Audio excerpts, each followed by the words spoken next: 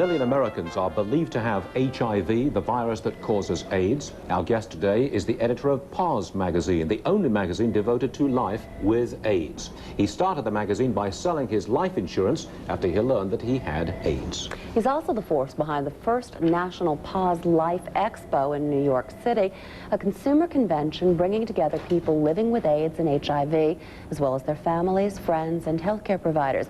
He is Sean Strub, publisher of Poz Magazine. It's good to have you with us this morning. Good morning. Forgive me for saying this quite so bluntly, but one does not necessarily think of marketing to people with AIDS because one does not expect to have a market for very long. Well, that's a misconception of some marketers, but the fact is people with HIV are living far longer than most stereotypes.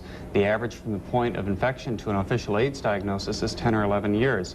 Many people, tens of thousands of people, have been positive 15 years or longer, Okay. including myself. Including yourself, 15 years or longer? Correct. So May we ask, forgive us for asking and pressing a personal question, but you have had the HIV virus for how long? Probably about 18 years now. I was diagnosed officially when the test came out in 1985, but looking back at my medical records, they think I was infected in 1978. Isn't this rather unusual to have someone who has had this virus for 18 years? That's a longer time frame than we're used to hearing about. Well, I think that's true, but it's not that unusual. There's a large group of us who have been positive for a long time. This is one of our complaints, is that we aren't being studied. What is it about us that, you know, and there are tens and maybe hundreds of thousands of people who've been positive 15 years or longer.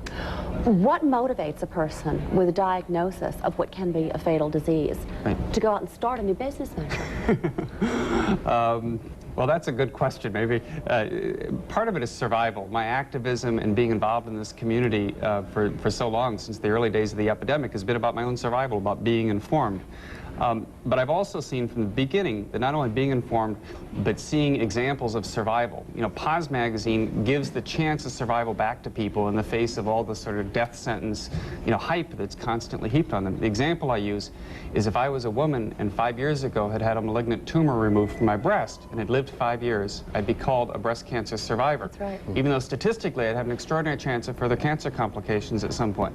But I've been HIV positive, you know, 18 years at this point, and I'm still called terminally ill. How long do I have to survive before I'm a survivor instead of terminal?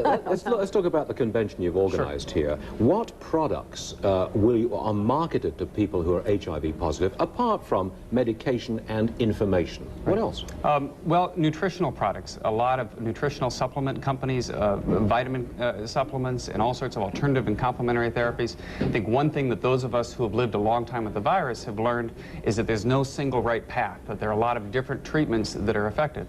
And then there are nonprofit organizations, there's some financial services companies, Healthy and Wholesome Burgers, we're doing their, giving away samples of their garden burgers, water companies. It's a whole range of health and lifestyle related products and services.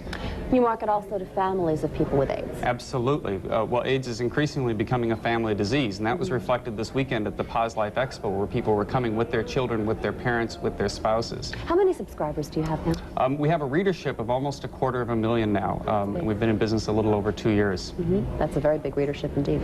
And you've had the HIV virus for 18 years now. Forgive me for returning to this point, but I am surprised because I'm not used to hearing of people surviving, if I may use that expression, over an 18-year time span. You tell me that's not unusual. It is not unusual. I think the survivors are sort of coming out of the closet and understanding that our example can be inspiring to other people. That was what was so moving about the Poz Life Expo this weekend, is the 7,000 people attending were seeking strategies for survival. These were people who wanted to take control, who wanted more information. AIDS then was moving through our society in the late 1970s without us knowing about it. Correct. In greater numbers than we realized in the early 80s when AIDS was first identified as a separate disease. It's absolutely correct.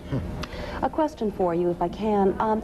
Do you feel that people have changed their views toward people who are HIV positive in that time frame? I think people have certainly become far more educated, and I think that particularly with Magic Johnson's return to the NBA, enterprises like Poz Magazine, and the visibility of us long-term survivors, the general public is beginning to understand that we still have something to contribute to society, that most people who are HIV positive on a day-to-day basis worry about raising their kids and paying their rent and getting fired and getting promoted and falling in love and breaking up just like the rest of the world. Do you feel the rest of the world treats you that just like the rest of the world? No, the rest of the world does not treat people with HIV like the rest of the world, but it's definitely getting better.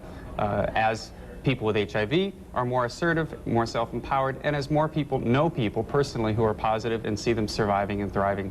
Sean Strub, founder and publisher of Poz Magazine, we thank you so much for being with us this morning. Thanks indeed. Appreciate it.